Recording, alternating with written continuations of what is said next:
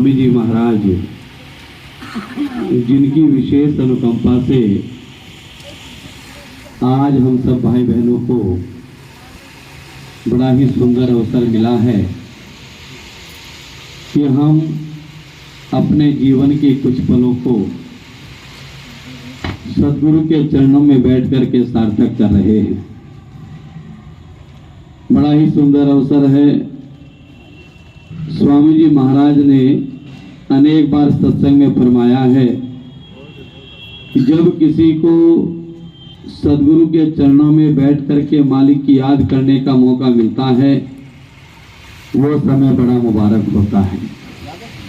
मुबारक इसलिए होता है कि ये समय परमात्मा के खाते में लिखा जाता है। सच्चे पातशाह श्री गुरु नानक देव जी महाराज ने फरमाया है कि सोई घड़ी सुलखनी जब साहिब आवे याद, लेखे में सोई घड़ी बाकी दिन बर्बाद। कि किसी भी इंसान का वो समय बड़ा मुबारक है जिस समय उसे मालिक की याद में बैठने का मौका मिलता है, और बाकी समय तो संसार में हमारा व्यर्थ जा ही रहा है। दुनिया के काम काज में हम फंसे हुए हैं, फुर्सत नहीं मिलती, और अगर थोड़ा बहुत समय निकालना भी चाहो तो ये काल हमें वहाँ पर जाने नहीं देता, क्योंकि काल का इतना जोर है कि वो भक्ति मार्ग पर जीवों को जाने ही नहीं देता। वो कोई ना कोई बहाना बना देता है और हम उस बहाने में अटक करके अपने उद्देश्य की ओर जाना भूल जाते हैं। तो स्वामी जी महाराज ने कहा है कि संत महापुरुष आते हैं, वो हमें जीवन की सच्चाई से रूबरू कराते हैं। हमारा जो जीवन हमें और आपको मिला है, जो मनुष्य शरीर हमें आपको मिला, ये कितना सुंदर है, इसकी क्या बढ़ियाई है और हमें इसे पाकर क्या करना है, इस बात की समझ अगर किसी को मिली है तो सदगुरु के चरणों में बैठ करके ही मिली है। आज तक जिसने भी भक्ति की वो बिना सदगुरु के नहीं कर सका। वो स्वामी जी ने तो बहुत साफ कहा कि चाहे कोई कितनी भी कोशिश कर ले, उसे परमात्मा की भक्ति करने की तमीज आ ही नहीं सकती बिना सदगुरु की कृपा के। रामचरितमानस की एक चौपाई है, गोस्वामी जी ने बड़ा सुंदर वर्णन किया है। कहा तुलसीदास हरि गुरु कृपा बिन विमल विवेक न होई। ये रामचरितमानस की चौपाई है। लोग पढ़ते तो बहुत है रामचरितमानस को, लेकिन कभी चौपाई पर गौर किया होगा तो बहुत भाग्यशाली होगा, वरना गौर करते ही नहीं। तो गोस्वामी जी ने कहा कि तुलसीदास हरि गुरु कृपा बिन, इसका मतलब समझना होगा हमको। उन्होंने कहा कि तुलसीदास अपने आप को संबोधित किया, कहा हरि गुरु कृपा बिन। यहाँ पर दो चीज आई है, हरि और गुरु। हरि गुरु का मतलब क्या है?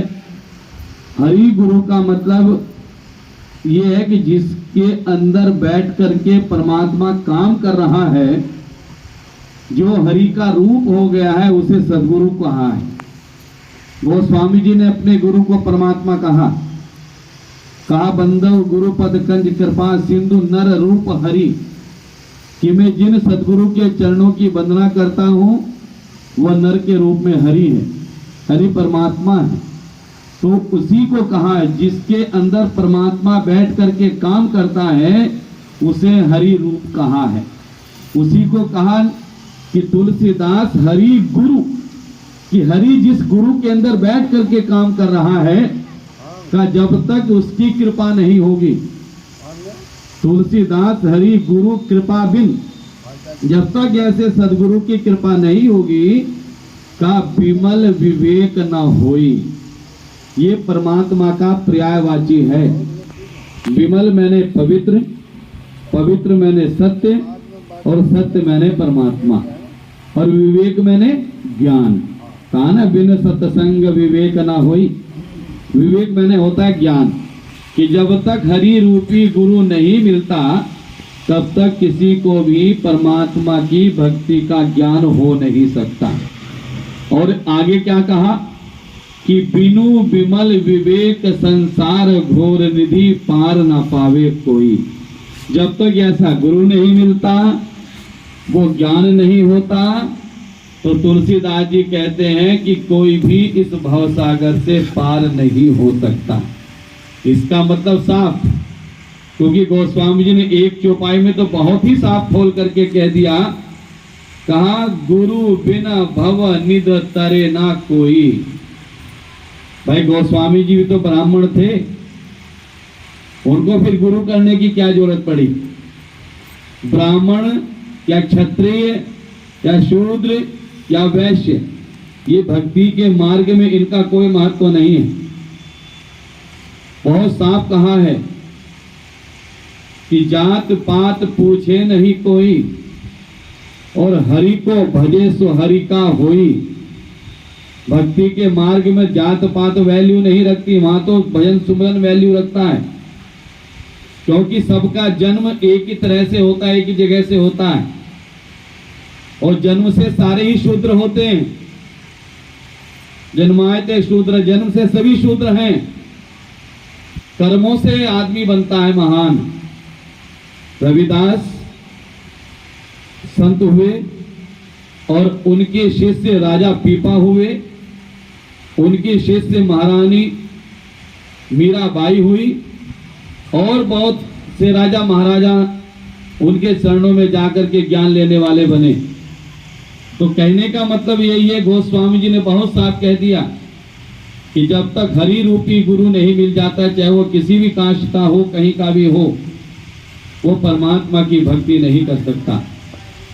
और जो व्यक्ति धर्म के रास्ते पर, परमात्मा की भक्ति के रास्ते पर जात पात को लेकर के चलता है, तो वो कभी भक्ति कर ही नहीं सकता, कभी नहीं कर सकता। क्यों? क्योंकि जब तक गुरु नहीं मिला और हमने जात पात देखी, तो शबरी के तो गुरु मतंग ऋषि थे, शबरी के गुरु मतंग ऋषि थे, और शबरी छोटी जाति की थी, और भगवान राम ने उनके वेर खाए, झूठे वेर खाए।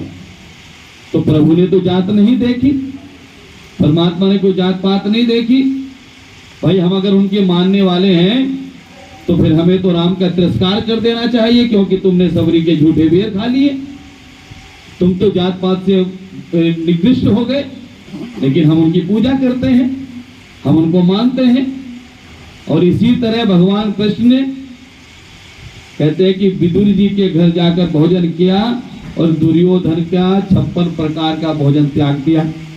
वहां भी जात पात की, वो दासी पुत्र थे, तो कहा वहां भी उन्होंने बिल्कुल भी ये दर्शा दिया कि भक्ति के मार्ग पर जात पात नहीं होती। क्या होता है? अरे राम ही केवल प्रेम प्यारा। वहां प्रेम की परिभाषा देखी जाती है, प्रेम कि प्रेम की कोई जात नहीं होती, प्रेम का कोई रंग नहीं होता, प्रेम की कोई शक्ल नहीं होती, प्रेम तो हो जाता है। और जब किसी का सदगुरु से प्रेम हो जाता है, फिर तो वो मस्त हो जाता है, फिर वो किसी बात की परवाह नहीं करता। उसका तो फिर एक ही काम रहता है कि वो अपने गुरु की बताई हुई बात का पालन करता है, गुरु की दी हुई आज्ञा का पालन करता है। और इसीलिए गोस्वामी जी इस बात को स्पष्ट कर रहे हैं कि जब तक हरि रूपी गुरु नहीं मिलता, कोई भी भवसागर से पार नहीं हो सकता। अनेक ऐसे उदाहरण हैं कि लोगों ने जात पात को देख करके अपनी भक्ति का नाश कर लिया। मेरे तो जीवन की खुद की देखी हुई घटना है, खुद की। हम गए थे ये सत्रिक के आगे साहेबपुर सत्संग के लिए गए। वहां पर जो जैसे माइक लगा हुआ है, एक ब्राह्मण बुजुर्ग थे, उनका माइक था। ये मेरे अपने आंखों देख की बात बोल रहा हूं, मेरी कही हुई। तो मैंने जब लंगर का समय हुआ जो लंगर का समय हुआ, सत्संग समाप्त हो गया, लंगर के लिए सब बैठे, हम भी पंगत में बैठ गए। तो हमने उन बाबा जी से एक बात कही, हमने उनसे कहा कि आप भी भोजन कर लीजिए। तो उन्होंने कहा हम ऐसे लोगों के यहाँ भोजन नहीं करते। ये मेरे कहीं, मैंने कहा, उन्होंने भी कहा, मैं क्यों, ये कैसे लोग हैं? कहते ये छोटे लोग हैं, हम इनके यहाँ भोजन नहीं करते। तो मैंने कहा कि आप तो भगवान राम को मानते होंगे। उन्होंने कहा हाँ। तो मैंने कहा भगवान राम को मानते, उन्होंने तो सबरी के झूठे बेर खा लिए थे, वो तो बहुत छोटी जाति की थी। तो उनका जवाब बड़ा सुंदर, कहता हूँ उन्होंने खा लिया होगा, हम नहीं खा पाएंगे। देखो, उन्होंने खा लिया होगा, हम नहीं खा पाएंगे। तो मैंने कहा अच्छा, अगर ये आपको सूखा दे दे? कहते हाँ वो ले लेंगे, मगर वो भी तो इनके घर का ही होगा। पैसा? कहते हाँ वो ले लेंगे, मगर वो भी तो इनके घर का ही होगा। कहते हो कुछ भी, लेकिन भोजन नहीं कर सकते, बात खत्म। साफ कह दिया उन्होंने। तो कहने का मतलब यही है कि संत महापुरुष आकर के इस भेद को मिटाते हैं, वो सच्ची बात बताते हैं। कहते हैं कि परमात्मा के रास्ते पर जात पात का कोई महत्व नहीं, वो तो हमें वो बताने के लिए आए हैं जो हमारे जीवन का उद्देश्य है, जिस काम के लिए हमें मनुष्य का शरीर मिला। मेरे स्वामी जी महाराज ने अनेक बार फरमाया है कि मनुष्य जीवन का उद्देश्य परमात्मा की भक्ति करना है। ये खाना पीना, सोना, बाल बच्चे पैदा करना, कहते ये तो पशु योनि में भी करते चले आए। आप ये ना समझे कि हम इंसान ही बनते चले आ रहे हैं। हम पशु भी बने, पक्षी भी बने, कीड़े पतंगे भी बने, नवचर बने, जलचर बने। अगर ये ना बने होते तो गोस्वामी जी ने रामचरितमानस में ये बात क्यों कही कि बड़े भाग्य मानुष तन पावा? क्यों बात कही भैया? और उन्होंने तो यहाँ तक कहा कि देवताओं को भी ये दुर्लभ है। अब ये मैं नहीं बोल रहा हूँ, ये गोस्वामी जी बोल रहे हैं, रामचरितमानस के रचयिता, जिनकी किताब को पढ़ करके, जिनकी बात को सुन करके हम परमात्मा की भक्ति करते हैं। वो क्या कह रहे हैं कि बड़े भाग्य मानुष तन पावा, कि हे आत्मा तू बहुत भाग्यशाली है जो तुम्हें ये मनुष्य का शरीर मिला। और आगे उन्होंने कहा सुर दुर्लभ, सुर मैंने देवता और दुर्लभ मैंने मुश्किल, कि देवताओं को भी मुश्किल है। क्या मुश्किल है? बड़े भाग्य मानुष तन पावा। अब बता कितनी बड़ी बात है कि देवताओं को भी मुश्किल है। ये मैं नहीं, गोस्वामी जी कह रहे हैं। और गुरवाणी में भी इसी बात को कहा है, जिस देही को सुमरे देव, कि जिस देही को पाने के लिए देवता भी सुमरते हैं। कहते जिस देही को पाने के लिए देवता भी सुमरते हैं, कहते उस देही को पाकर क्या करना है? सो देही पाकर हरि की सेवा, कि उस देही को पाकर के परमात्मा की भक्ति करो। परमात्मा की भक्ति के लिए मनुष्य का शरीर मिला। इसी को स्वामी जी कह रहे हैं, मनुष्य जीवन का उद्देश्य परमात्मा की भक्ति करना है, और भक्ति कोई अपने आप नहीं कर सकता। ये बात रामचरितमानस में गोस्वामी जी ने कही है। मैं इसलिए इस बात को कह रहा हूं क्योंकि रामचरितमानस को हम पढ़ते तो हैं, लेकिन उस पर अमल नहीं करते।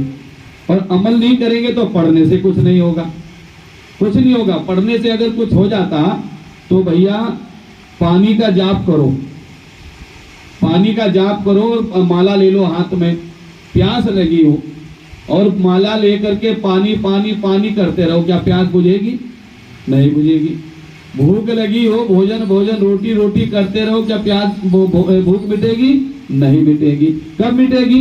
जब पानी पी लेंगे और भोजन कर लेंगे। पानी पीने से प्यास बुझेगी, भोजन को करने से भूख मिटेगी।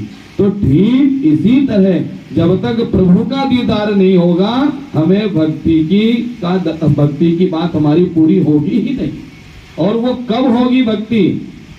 उसका तरीका कहां से मिलेगा? किसके चरणों में जाकर के भक्ति की शुरुआत होगी? तो वही रामचरितमानस में गोस्वामी जी ने कहा, प्रथम भक्ति कर संतन संगा। अगर भक्ति की शुरुआत, प्रथम का मतलब होता है शुरुआत। कहता ना बच्चा छोटा होता है जब, अब तो केजी पेजी केजी न जाने कितने क्या हो गया है, पहले तो कक्षा 1 से शुरुआत होती थी। और किसी के घर में कोई बच्चा स्कूल जाता था, कोई मेहमान आता था, वो पूछता था भैया ये बच्चा कौन सी क्लास में है? बच्चा तो जवाब ना दे पाए तो घर वाले कहते प्रथम पाठशाला में है, ये प्रथम पाठशाला की पहली कक्षा में है। तो प्रथम का मतलब होता है शुरुआत। तो का प्रथम भक्ति कर संतन संगा, अगर भक्ति की शुरुआत करनी है तो कर संतन संगा, संत का साथ करना होगा। तो संत का साथ करने से क्या लाभ होगा? वे संत का साथ क्यों करें भाई? आखिर संत का साथ करने से ही भक्ति आएगी। कहते हैं हाँ।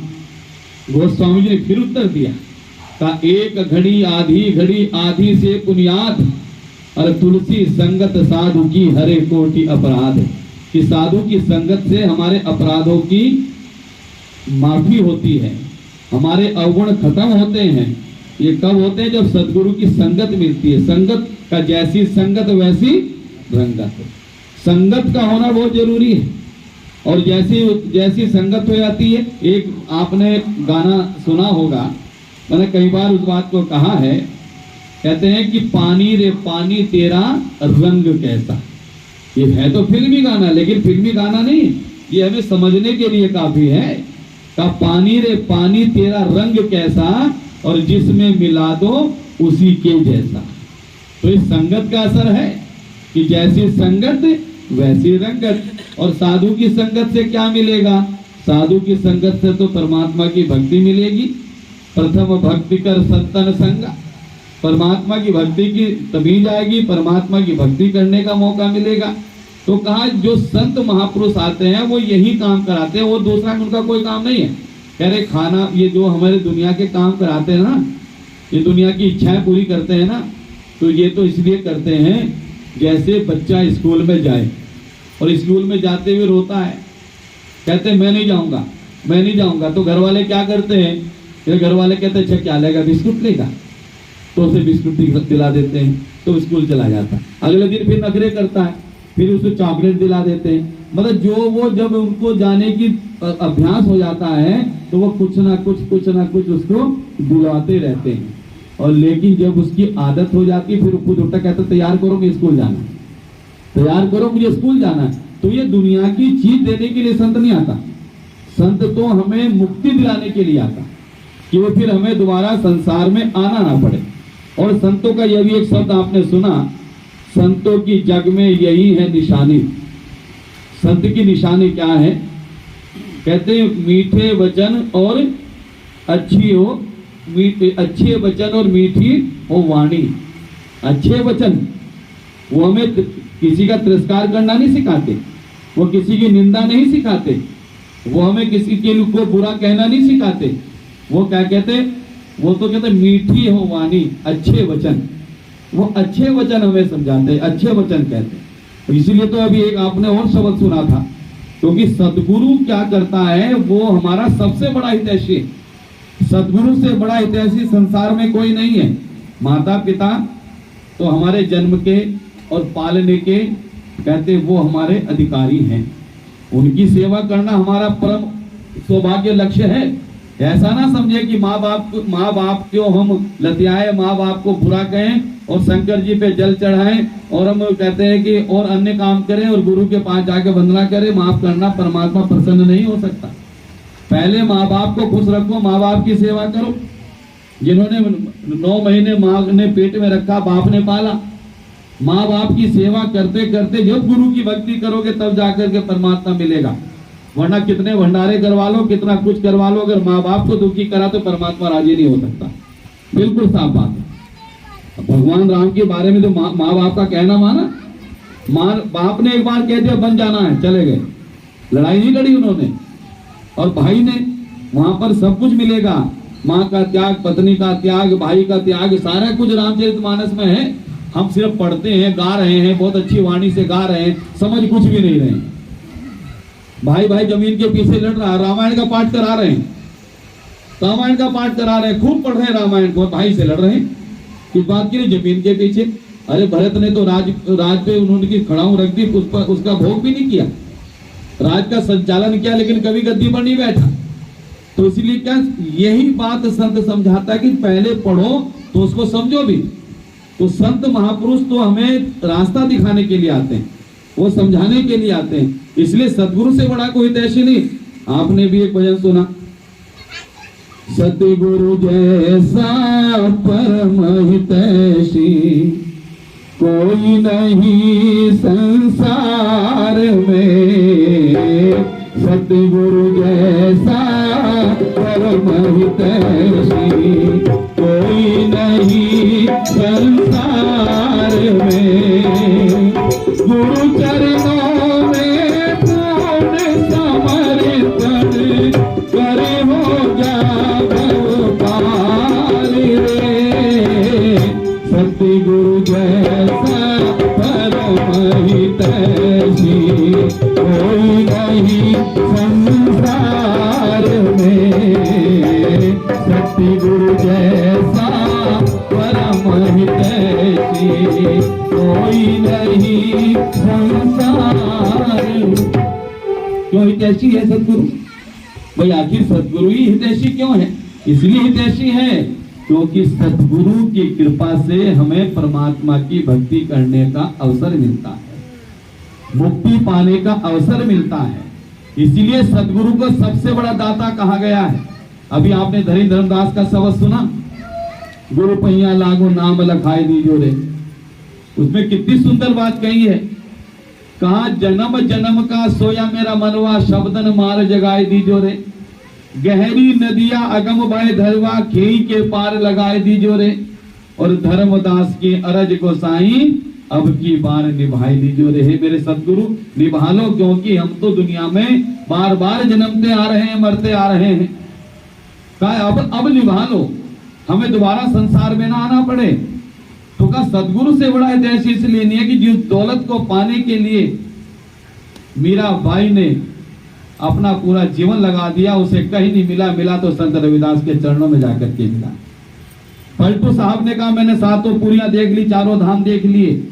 7 पुरी हम देखिया देखे चारों धाम। और कहा पलटू नाहक पचमुई और संतन में है नाम।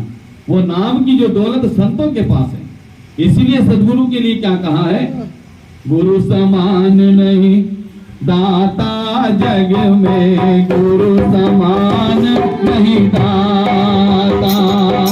गुरु समान नहीं दाता जग में, गुरु समान नहीं दाता। वस्तु अमोलक दी मेरे सतगुरु, वस्तु अमोलक दी मेरे सतगुरु। भली बताई दाता जग में, भली बताई दाता। गुरु समान नहीं दाता जग में, गुरु समान नहीं दाता। देखो गुरु के समान दाता क्यों नहीं है? कहते वस्तु अमोलक दी मेरे सतगुरु, कि जो नाम है वो अमोलक है। मैं आपको इसलिए नाम की महिमा की बात कह रहा हूं। रामचरितमानस में गोस्वामी जी ने कहा है, कहाँ लग कहूं नाम बढ़ाई, राम न सके नाम गुण गाई। और क्या कहा? कलयुग में एक नाम आधारा, सुमिर सुमिर नर उतरस पारा। अब कोई कहे राम नाम है तो फिर कृष्ण क्यों आया? कृष्ण है तो विष्णु जी कहाँ है?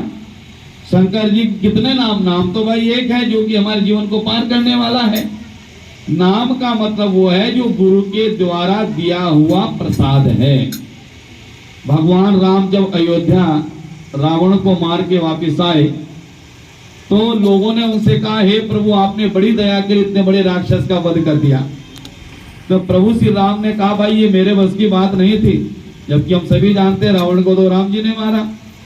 कहते मेरे बस की बात नहीं थी। कहते प्रभु कैसी बात करते हो, रावण को तो आपने मारा है। कहते मारा गया मेरे द्वारा जरूर, लेकिन मेरे ऊपर किसी की कृपा है। कहते आप सब पर कृपा करते हो, आप पर भी कोई कृपा करता है। तब वहां पर बड़ी सुंदर बात रामचरितमानस में आई है। गोस्वामी जी ने लिखा कि प्रभु श्री राम ने कहा कि हाँ मेरे ऊपर भी बड़ी किसी की कृपा है। तो लोग बड़े असमंजस में हुए, कहते बताइए प्रभु आप पर किसकी कृपा है? तब उन्होंने कहा गुरु वशिष्ठ कुल पूज्य हमारे, और जिनकी कृपा धनुज रण मारे। कि मेरे और मेरे कुल के ऊपर, मेरे ही नहीं मेरे पूरे कुल के ऊपर मेरे गुरु वशिष्ठ की कृपा है। जिनकी वजह से मैंने राक्षसों का रण में वध किया। अब देखो, प्रभु श्री राम कहते हैं कि मेरे ऊपर तो गुरु की कृपा है, और हम कहते हैं कि हमें गुरु की आवश्यकता ही नहीं। तो कितनी बड़ी भूल है, कितनी बड़ी भूल है। क्या हुआ, रामचरितमानस को पढ़ने का कोई लाभ तो हुआ नहीं। रामचरितमानस में ही आज भी सत्संग में यही प्रसंग हुआ।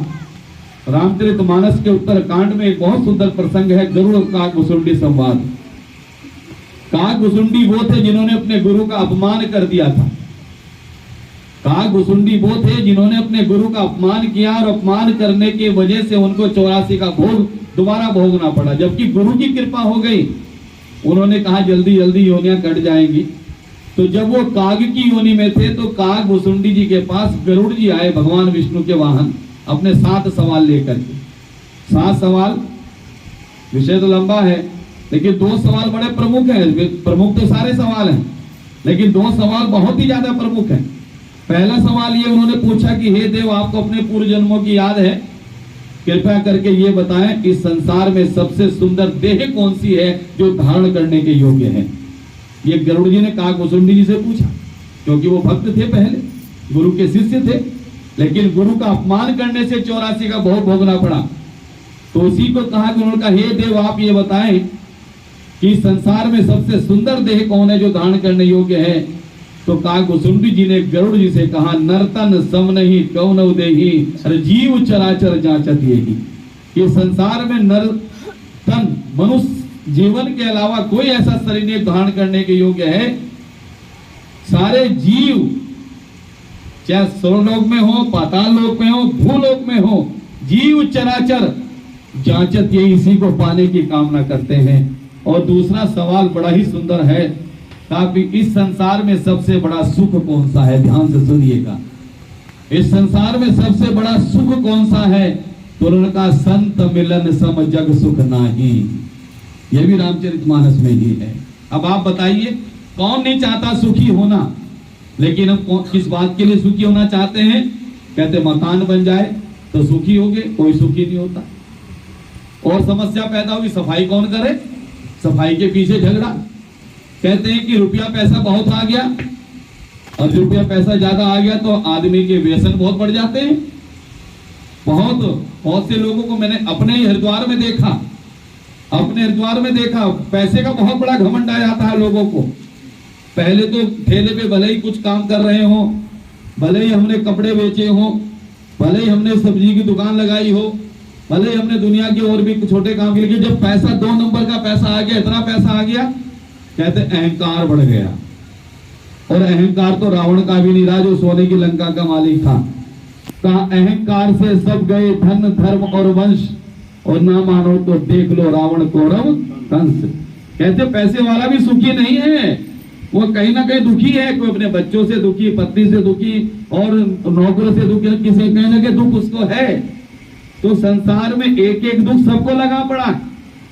सच्चे पातशाह नानक देव जी महाराज ने कहा, कोई तन दुखी, कोई मन दुखी, कोई नित्य उदास।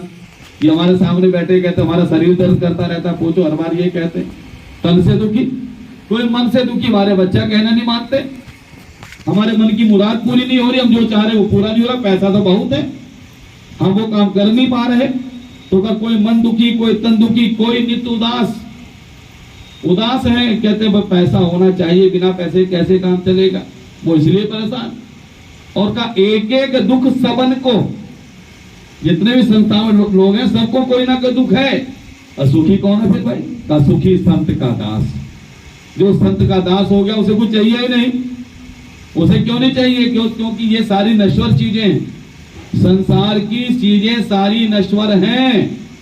सहजो बाई ने बड़ी सुंदर बात कही, सहजो भज हरि नाम को तजो जगत से ने, और अपना तो कोई नहीं अपनी सगी न दे। हमारा अपना कोई नहीं संसार में, ये देवी हमारी अपनी नहीं है, ये भी हमें त्यागनी पड़ेगी, छोड़नी पड़ेगी। आज नहीं तो कल, आए हैं तो जाएंगे, राजा रंग फकीर, और एक सिंहासन चढ़ चले बधे जात जंजीर। कहते सारे के सारे दुखी संसार में, कोई सुखी नहीं। तो कौन सुखी? संत का दास। इसीलिए कहा संत की बड़ी कृपा कि संत ने अमोलक वस्तु दे दी, और का कहते हैं वस्तु अमोलक दी मेरे सदगुरु भली बताई बाता। बात भी भली बताता है सदगुरु, हमारे भले की बात बताता है, इसलिए तो वो सबसे बड़ा सुख का कारण है। और कौन सी बात बताता है? कहते सबसे पहले वो हमें परमात्मा की भक्ति कैसे होगी वो रास्ता बताता है कि परमात्मा की भक्ति कैसे कर पाओगे। तो कौन सी बात बताता है? अरे मैं मेरी को छोड़ के बंदे, अरे मैं मेरी को छोड़ के बंदे, अरे लग जा नाम कमाई में। मैं मेरी को छोड़ के बंदे, लग जा नाम कमाई में। नाम भजन और सत्संग सेवा सब है तेरी भलाई में। ये अहंकार है ना, पहले इसको त्यागो। मैं कि मैं कुछ हूं, मैं कुछ नहीं हूं। मैं क्या हूं? लोग कहते हैं मेरा नाम रामचंद्र, रामचंद्र हो गया अयोध्या पति थोड़ा ही बन जाओगे। मेरा नाम राधे श्याम, क्या भैया द्वारकाधीश थोड़ा ही बन जाओगे। नाम में क्या रखा? नाम के तो तुम नाम तो पहचान के लिए बनाया। संसार में बिना नाम के सब पैदा होते हैं। जितने भी व्यक्ति संसार में आए सारे के सारे बिना नाम के आए। कोई नाम के वक्त किसी पैदा होते वक्त किसी का नाम था? किसी का भी नाम नहीं था, किसी का भी नहीं था। सारे के बाद में नामकरण संस्कार होता है। क्यों होता है? क्योंकि हमारी पहचान के लिए कि नाम से पुकारेंगे तो वो सुन लेगा, इसलिए सब बेनामी है, किसी का नाम नहीं है। हम कहते हैं मेरा नाम हो जाए, मेरा नाम इतना बड़ा, कितना भी बड़ा नाम हो जाए क्या हो, कुछ भी रावण से बड़ा नाम थोड़ा ही कर लोगे, कंस से बड़ा नाम थोड़ा ही कर लोगे। लेकिन किस भाव से लिया जाता है जरा ये भी चिंतन कर लो, किस भाव से लिया जाता है। इसलिए कहा मैं छोड़ो, पहले मैं छोड़ी और मेरी भी छोड़ो। मेरा कुछ नहीं संसार में, मेरा कुछ नहीं है। क्यों? ये अगर ये मेरा है तो मुझे माता जी जो हमारे स्वामी जी महाराज की धर्म पत्नी है उनके वो शब्द याद आ जाता, वो सुनती हैं। अक्सर सुना उन्होंने, क्या सुना? अरे आएगा जब रे बुलावा हरि का, अरे आएगा जब रे बुलावा हरि का, छोड़ के सब कुछ जाना पड़ेगा। आएगा जब रे बुलावा हरि का, छोड़ के सब कुछ जाना पड़ेगा। आएगा जब रे बुलावा हरि का, छोड़ के सब कुछ जाना पड़ेगा। कहते सारा कुछ छोड़ के जाना पड़ेगा, कुछ भी ले जा नहीं सकते। बटोल मेरा मेरा मेरा ही तो कर रहे हैं। मेरा मेरा करते बंदे निकल जाएंगे प्राण, मेरा करते मेरा मेरा कर रहे, साथ में कुछ जाना नहीं। कहते कफन में जेब नहीं होती जो कुछ रख के ले जाएं, और परमात्मा का नियम है नंगे यावन नंगे जावन। नंगा बेहता नंगा बुला लेता, बटोर लो जितना बटोरना है, बाद में दूसरे लोग भोगेंगे, हम कुछ नहीं भोगेंगे। इतना इकट्ठा करते हैं, इतना परेशान होकर इकट्ठा करते हैं, और बाद में पता चला कि इकट्ठा करते करते दुखी हो गए, परेशान हो गए, और वो धारी दौलत तो दूसरे ही मौज मार रहे हैं, दूसरे ही आनंद ले रहे हैं। तो संत महापुरुष कहते हैं मैं छोड़ो और मेरा छोड़ो, मैं मेरी कुछ नहीं है। तो क्या करना है? मैं मेरी को छोड़ के बंदे लग जा नाम कमाई में। मैं नाम की कमाई क्यों करनी है?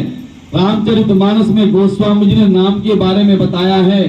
कहाँ लगे कहूं नाम प्रभाऊ, ये रामचरितमानस की चौपाई है कि कहाँ लगे कहूं नाम प्रभाऊ, और जे सुमरे जम त्रास नसाऊ। कि गुरु के दिए हुए नाम का इतना बड़ा प्रभाव है कि जो उसका सुमरन करता है वो यमराज के कष्ट से बच जाता है। मतलब उसे यमराज के हाथों, इसलिए कहा गुरु बिना भव निधता रहे ना कोई, जेऊ बिरंच शंकर सम होई, कि वो यमराज के हाथों नहीं जाता, उसे मुक्ति मिल जाती है। लेकिन कब? जिसे नाम मिल जाता है। बिना नाम के मुक्ति न। नाम किसके पास है? संतों के पास। नाम संतों के पास है और किसी के पास नाम नहीं। अगर नाम किसी और के पास होता, अगर भगवान कृष्ण के ही पास नाम होता तो वो मीराबाई को ना दे देते। अगर भगवान कृष्ण के पास नाम होता तो मीराबाई के पास क्यों ना दे देते? क्यों उन्होंने कहा वस्तु अमोलक दी मेरे सदगुरु कृपा कर अपनायो, पायो जी मैंने नाम रतन धन पायो। और संत रैदास मिले मोए सतगुरु दीनी सूरज सहदानी, और मैं मिल जाए पाए पिया अपना अब मोरी पीर बुझानी। भाई क्यों ने रविदास जी का नाम लिया? क्यों रविदास जी से नाम लिया? क्योंकि इसलिए लिया कि नाम है ही संतों के पास। वो ना तीर्थ में, ना व्रत में, ना कहीं पुस्तक में, कहीं नहीं है। वो तो सिर्फ संतों के पास है और संत ही दे सकता है। तो यह संत की कृपा से मिलेगा। वो जिसको आदेश कर दे, भाई वो किसी को भी आदेश कर सकते हैं। कोई कहते हैं फला आदमी ने नाम दिया, भैया अगर वो पंसारी की दुकान पे कई नौकर काम करते हैं और पंसारी ने कहा भाई ये सामान उठा करके उसको दे देना, तो उसने नौकर ने उठा के दे दिया। कोई दिया तो नौकर ने, लेकिन आदेश किसका था? पंसारी तो उठा भी नहीं। अब पंसारी चला गया किसी काम से, नौकर को कह गया जो भी आदमी आए उसको सामान दे देना, पैसा ले लेना। तो नौकर तब भी नौकर था जब पंसारी वहां बैठा था, और पंसारी नहीं है सामान उसने दिया तब भी वो नौकर ही है। वो पंसारी नहीं बन सकता, वो नौकर ही रहेगा। तो पंसारी के नौकर हैं तो वो किसी से भी दिलवा सकता, वो उसकी मौज है कि मेरा सामान दे देना, बांट देना। लेकिन वो किसका? पंसारी का। तो नाम इतनी कीमती चीज है, जो नाम का सुमरन कर लेता हो यमराज के कष्ट से बच जाता। तो नाम भजन और सत्संग सेवा, सत्संग करोगे, सत्संग बड़े भाग से मिलता है। गोस्वामी जी ने कहा संत समागम हरि कथा, तुलसी दुर्लभ दोए, और सुत तारा और लक्ष्मी पापी क्यों होए। रुपया पैसा मकान कोठी बाल बच्चे तो सभी के पास है, लेकिन संत समागम हरि कथा, संत का मिलना और संत के चरणों में बैठ करके परमात्मा की भक्ति करना, भैया ये बड़ा दुर्लभ है। ये सबको नसीब नहीं होता, ये सबकी किस्मत में नहीं है कि संत का मिलना और उसके चरणों में बैठ के परमात्मा की भक्ति करना। और ये निश्चित है जो संत के चरणों में पूर्ण रूप से लग जाता, वो अंदर से मस्त हो जाता, अंदर से मस्त। वो फिर किसी बात की परवाह नहीं करता। कहते हैं, आपने एक नाम सुना होगा अमीर खुसरो का।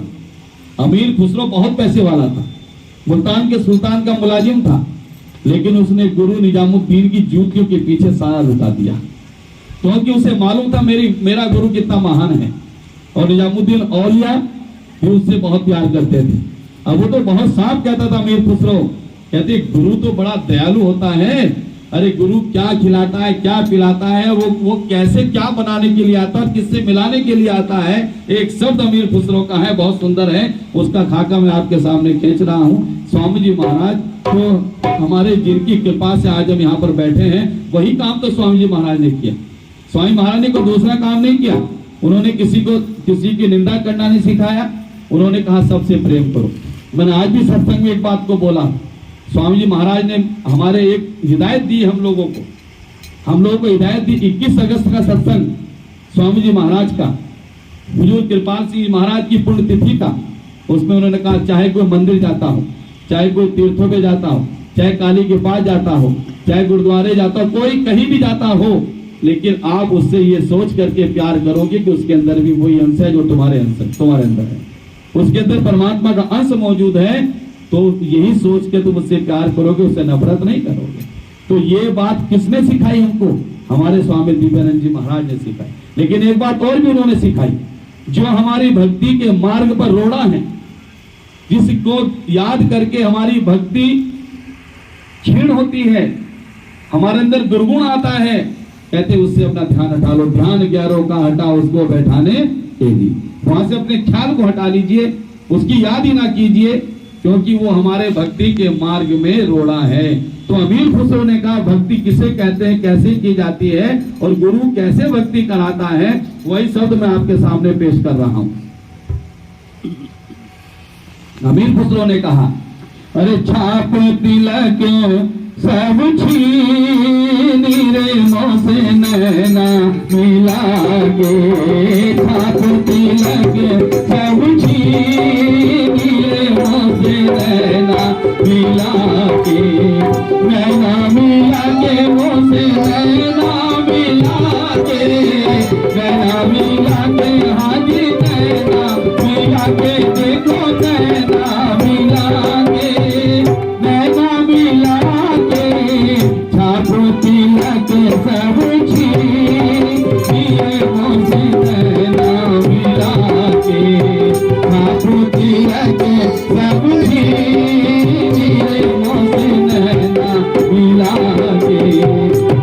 गोरी बहिया हरी हरी चूड़िया, गोरी गोरी भैया जी गोरी गोरी भैया, देखो गोरी गोरी भैया हरी हरी चूड़िया, वहाँ पकड़ हरली दिए मुझसे नैना मिला के, ठाकुर तिलक सब तेरे मुझसे नैना मिला के। जब मैं गई थी कन्या भरने को, जब मैं गई थी हाजी, जब मैं गई थी देखो, जब मैं गई थी कन्या भरने को, उसने मट्टी फोड़ दी मेरे मुझसे नैना मिला के, इसने मट्टी फोड़ दी मेरे मुझसे नैना मिला के, ठाकुर तिलक सब मेरे मुझसे नैना मिला के। प्रेम भक्ति का मधुआ पिला के, प्रेम भक्ति का नाम भक्ति का जी, प्रेम भक्ति का मधुआ पिला के, मतवारी कर दी मेरे मुझसे नैना मिला के, मतवारी कर दी मेरे मुझसे नैना मिला के, ठाकुर तिलक सब मेरे मुझसे नैना मिला के। बलि बलि जाऊं मैं तोरे रंगीले जीवा, बलि बलि जाऊं स्वामी, बलि बलि जाऊं तो बलि बलि जाऊं मैं तोरे रंगीले जीवा, अपनी सी रंगीली मेरे मुझसे नैना मिला के, अपनी सी रंगीली मेरे मुझसे नैना मिला के, ठाकुर तिलक सब मेरे मुझसे नैना मिला के, ठाकुर तिलक सब मेरे मुझसे नैना मिला के। खुसरो निजाम पे बलि बलि जाइयो, खुसरो निजाम पे हाजी, खुसरो निजाम पे देखो, खुसरो निजाम पे बलि बलि जाओ। ये बात कही है अमीर खुसरो ने अपने सदगुरु निजामुद्दीन औलिया के लिए, और यही बात हम अपने गुरु के लिए क्यों नहीं कह सकते। अरे स्वामी दिव्यानंद पर मैं बलि बलि जाओ, अपने गुरु पर मैं बलि बलि जाओ, स्वामी दिव्यानंद पर स्वामी पर मैं अपने गुरु पर मैं बलि बलि जाओ, क्यों सबको सुहागन की सबसे नैना मिला के, सबको सुहागन की सबसे नैना मिला के, ठाकुर तिलक सब सबसे नैना मिला के। देखिए इस शब्द के अंदर सब कुछ आ गया, कोची पची नहीं है कि गुरु क्या करता है। पहली बात तो लोग गुरु के दरबार में जाते हैं, वहाँ नाचते हैं, जाकर के डांस करते हैं। क्यों भैया, डांस करने की क्या जरूरत है। गुरु का जो प्यार है वो मस्ती तो आत्मा को मिलती है, अंदर से मिलती है। और नाचो तो फिर ऐसा नाचो हौसला रहे, दीवार पे सिर कोई नहीं मारता अपना, दीवार पे ना सिर लगे और ठुमके ऐसे लगा दे जैसे पिक्चर के लोग लगाते हैं कि लोग ठुमके देखते हैं। तो कहा गुरु का जो प्यार है वो सच करके स्वामी महाराज भी कहते हैं सच की आने की जरूरत नहीं है, वहां तो सादगी की आवश्यकता है। इसमें कहा ना कि गोरी गोरी बहिया हरी हरी चूड़ियां, ये साज श्रृंगार से ही इसका रूपांतरण किया गया कि जब मैं उसके दरबार में गया सच धज के गया और जैसे उसने मेरी बाह पकड़ी छाप तिलक सब छीनी, कि सारा श्रृंगार उतर गया, सादगी आ गई एकदम। और मीराबाई महारानी छत्राणी थी लेकिन सादगी थी उसके अंदर। जो भक्त हुई है चाहे स्त्रियां हुई है, जो चाहे कहते हैं कि पुरुष हुए, सबके अंदर सादगी रही है, उनके अंदर अहंकार नहीं रहा, उन्होंने किसी को बुरा नहीं कहा, वो सादगी रहे। तो इसी का जब मैं गई थी पनिया भरन को उसने मटकी फोड़ दी नहीं। ये बहुत सुंदर हुजूर कृपाल सिंह जी महाराज एक वृत्तांत सुना रहे थे, स्वामी महाराज ने सुनाया है कि एक बार कहते हैं कि लैला खैरात बांट रही थी, मजनू तो दीवाना था, लैला खैरात बांट रही थी, तो लैला को देखने के लिए वो खैरात जो लेते हैं उनके बीच में जाके बैठ गया, और लैला सबको खैरात देती देती जैसे उसने मजनू को देखा उसके कटोरे पे लात मार दिया, और मजनू बड़ी जोर से हंसा, खैरात भी नहीं मिली, मजनू बड़ी जोर से हंसा और वो खैरात बांट के आगे निकल गई। लोग कहने लगे पागल है क्या, तुझे खैरात भी नहीं मिली, तेरा कटोरा भी टूट गया। तो मजनू कहा तुम्हें क्या पता, कहले तुम्हें क्या पता ये क्या संदेश दे गई, कहले क्या संदेश दे गई, कहले कि जिस चीज को तू पाना चाहता उस कटोरे में नहीं आएगी, वो दिल का सौदा है, वो दिल का सौदा है, वो कटोरे में नहीं आएगा, इसलिए कटोरे को लात मार दी। कटोरे में वो चीज नहीं मिल सकती जिसे तू लेने के लिए आया है। तो इसीलिए कहा जब मैं गई थी पनिया भरन को उसने मटकी फोड़ दी। हम गुरु के दरबार जाते ये मिल जाए वो मिल जाए, कहते हैं ये दिल का सौदा है, वो तो तुम्हारे घर का नौकर बन जाएगा बशर्ते तुम उसके हो जाओ। कबीर मन निर्मल भया जैसे गंगा नीर, और पीछे पीछे हरि फिर कहत कबीर कबीर। और आगे कहा कि प्रेम भक्ति का, गुरु तो प्रेम के प्याला पिलाता है, गुरु और कुछ नहीं पिलाना, प्रेम का, राम ही केवल प्रेम प्यारा, प्रेम का प्याला पिलाने आता है और क्या मतवाला बना देता है, वो दीवाना हो जाता है। फिर आगे कहा बल बल जाऊं मैं तोरे रंग रेजुआ, कि मैं तुम पर बलिहार जाता हूं कि तूने मेरी आत्मा को रंग दिया, अपने रंग में रंग लिया। संत और पारस में बड़ा अंतरो जान, बोलो हाँ कंचन करे वो कर ले आप समान, कि आपने मेरी आत्मा को रंग लिया।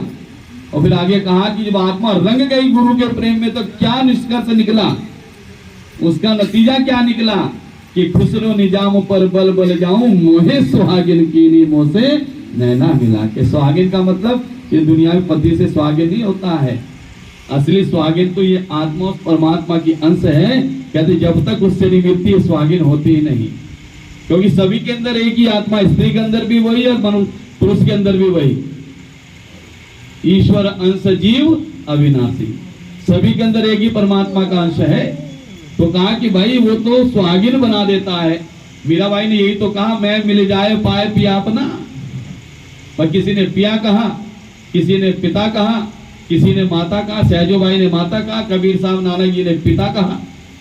तुम ही हो माता पिता, तुम ही हो बंधु सखा, तुम ही, बात तो वही है भाई, सभी के अंदर तो तुम ही हो और तुम ही सब कुछ हो। तो कहा जब वो किसी ने पिया रूप में माना उसको तो उसको पिया बन के मिल गए, और मीराबाई ने पिया माना था वो उसको पिया के रूप में मिल गए। तो वही कहा मोहे सुहागिन कीनी, कि मेरे गुरु ने मुझे परमात्मा से मिला करके मुझे सुहागिन बना दिया, इसलिए मैं अपने गुरु पर कुर्बान जाता हूँ। इसीलिए स्वामी दिव्यानंद पर हम कुर्बान जाते हैं कि उन्होंने हमें उस परम पिता परमात्मा से जोड़ दिया, उससे मिला दिया और तरीका बता दिया।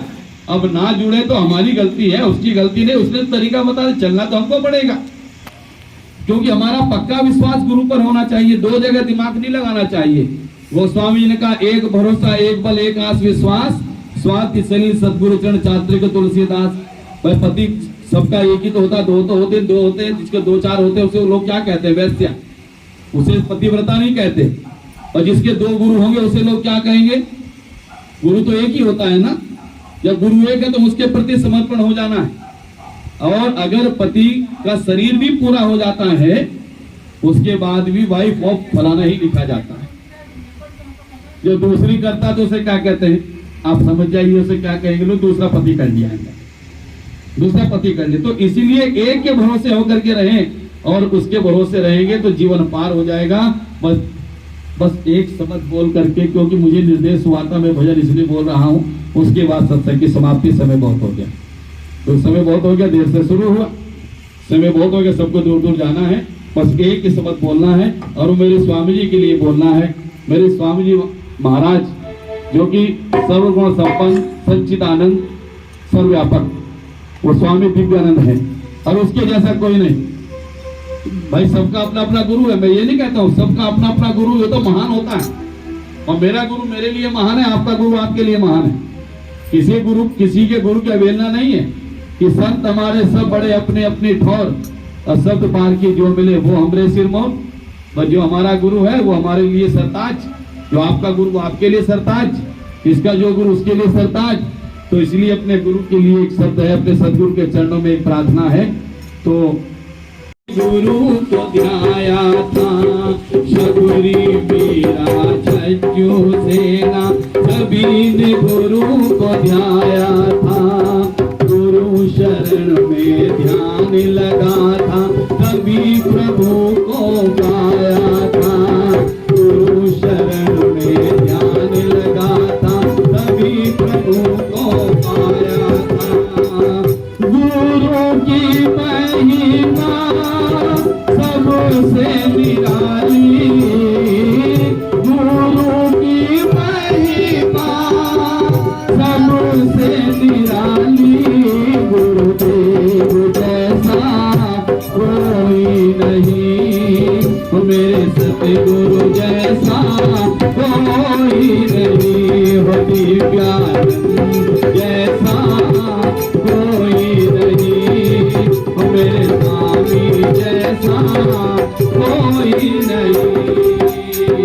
दिव्यानंद की जो शरण में आए सदा सदा का सुख पाए, स्वामी जी की जो शरण में आए सदा सदा का सुख पाए, सतगुरु की जो शरण में आए सदा सदा का सुख पाए, जन्म मरण की कैद से छूटे जो भी सतगुरु को ध्याए, जन्म मरण की कैद के छूटे जो भी सतगुरु को ध्याए, इनकी महिमा का पार न पारा,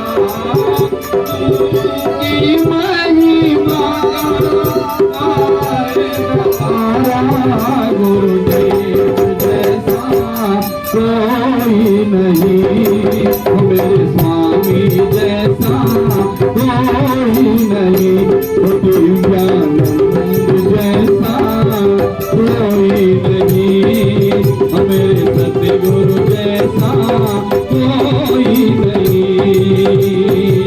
सारे जहान का दाता यही है, सारे जहान का दाता यही है, दिव्यानंद जैसा कोई नहीं, मेरे स्वामी जैसा कोई नहीं, मेरे सतगुरु जैसा कोई नहीं, मेरे स्वामी जैसा कोई नहीं।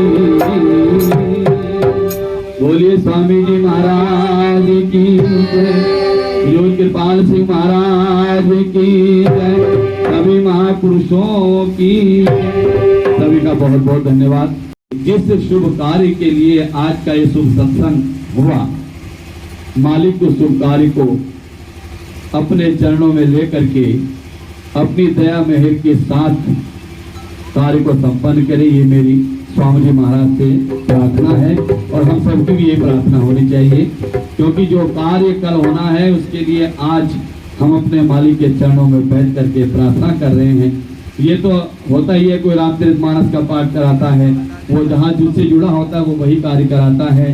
तो ये स्वामी जी महाराज से जुड़े हैं, स्वामी महाराज का सत्संग हुआ, तो सबको बहुत बहुत धन्यवाद। और स्वामी महाराज की बड़ी दया है कि उन्होंने हमें अपने चरणों में लगा करके ये अवसर दे रखा है। एक बार प्रेम से बोलेंगे, बोलिए स्वामी दिव्यानंद महाराज की जय। बहुत बहुत धन्यवाद।